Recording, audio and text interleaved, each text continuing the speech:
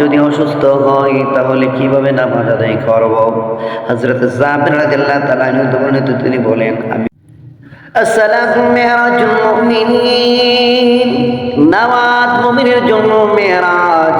এই দুনিয়ার মানুষ আল্লাহ তাআলা ঈমান আনার পর প্রত্যেকটা মুসলমানকে নামাজের জন্য তাগিদ দিয়েছেন। সেজন্য নামাজ আদায় করতে হবে, কোনো রকমের নামাজ ছাড়া যাবে না। বিশেষ করে পুরুষের জন্য যতক্ষণ পর্যন্ত চোখের পাপড়ি নড়বে ততক্ষণ পর্যন্ত আল্লাহর হুকুম নামাজ আদায় করতে হবে, নামাজ ছাড়া যাবে না। এবার আসেন সাহাবীরা, অনেকের মধ্যে অসুস্থতা রয়েছে, অনেকের সফর অবস্থা রয়েছে। আল্লাহর নবীর কাছে জানতে চাইলেন সফর অবস্থায় কি করব? আম্মা জান আয়েশা সিদ্দিকা রাদিয়াল্লাহু তাআলা আনহা হইতে বর্ণিত, তিনি বলেন, আমি একদা আল্লাহ রাসূলের কাছ থেকে শুনতে পাইলাম, যে ব্যক্তি সফর অবস্থায় থাকবে তার জন্য আল্লাহ তাআলা সফরের নামাজটাকে কমিয়ে দিয়েছেন।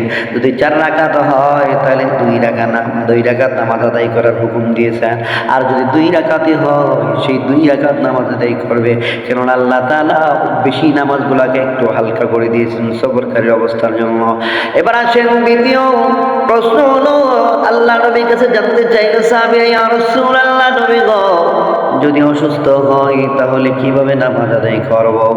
হযরত জাবের রাদিয়াল্লাহু তাআলা আনহু তিনি বলেন, আমি অর্শ রোগী ছিলাম, মানে আমার গ্যাস বেরাম রোগ ছিল, যার কারণে আল্লাহ নবীর কাছে নামাজের হুকুমটা জানতে চেয়েছিলাম। ইয়া রাসূলুল্লাহ, নবী গো, আমি তো অর্শ রোগী, আমি অসুস্থতার কারণে নামাজ সঠিকভাবে আদায় করতে পারি না। এবার নামাজ পড়ার জন্য আমার কি হুকুম রয়েছে?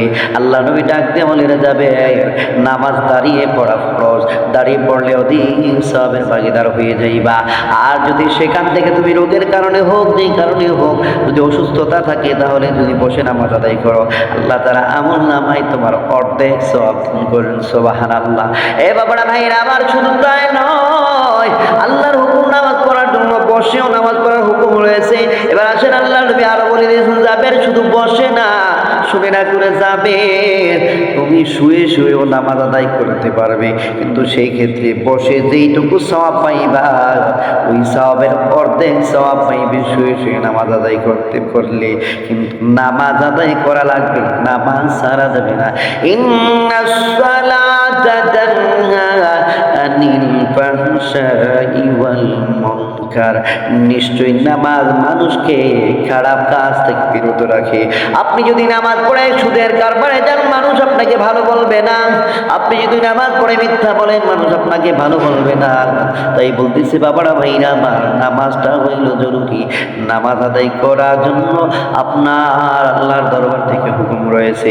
দুনিয়ার সব কিছু ছাড়া যাবে নি, কিন্তু আল্লাহর দরবারের নামাজ ছাড়া যাবে না। সুবহানাল্লাহ।